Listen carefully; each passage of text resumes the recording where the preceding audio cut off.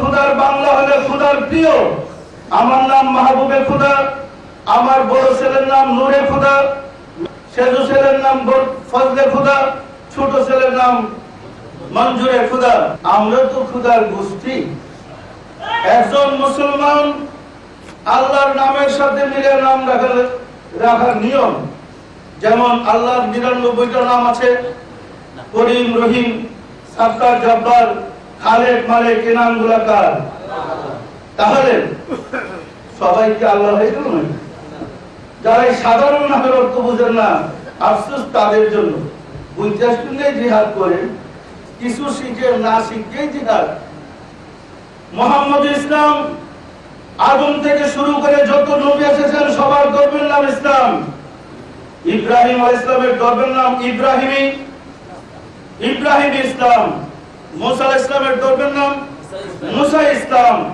ঈসা আলাইহিস সালামের ধর্মের নাম ঈসা ইসলাম।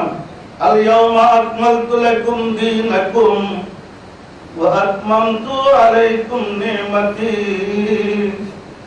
ওয়া রাদিতু লাকুমুল ইসলাম দীনা। এই আয়াত কার উপরে? আমার উপরে নাযিল হয়েছে। এই আয়াত কার উপরে অবতীর্ণ হয়েছিল?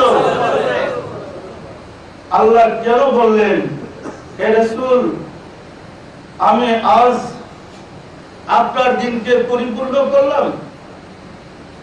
বলছে না, বলে নাই?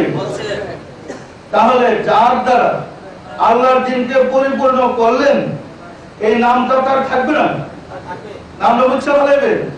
তাহলে মুসার কষ্ট আছে, বুঝতে পারলেন? আশিক রাসূলেরা, আপনারা জানেন রাসূল পাক সাল্লাল্লাহু আলাইহি ওয়াসাল্লামের ধর্মের নাম মুহাম্মদ ইসলাম। মুহাম্মদ দেওয়ানবাগীর নাম নয়। দেওয়ানবাগী মুহাম্মদ সাল্লাল্লাহু আলাইহি ওয়াসাল্লামকে সমাজে এনে তিনি আমার রাসূল, আমি তার গোলাম প্রমাণ করার চেষ্টা করেছি মাত্র।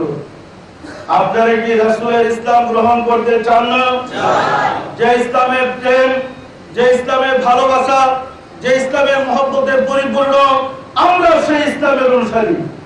আশিক রাসূলেরা, আমরা মুহাম্মদ ইসলামের অনুসারী। যে ইসলামের ত্যাগ, যে ইসলামের ভালোবাসা, যে ইসলামের আমল, যে ইসলামের চরিত্রে পরিপূর্ণ।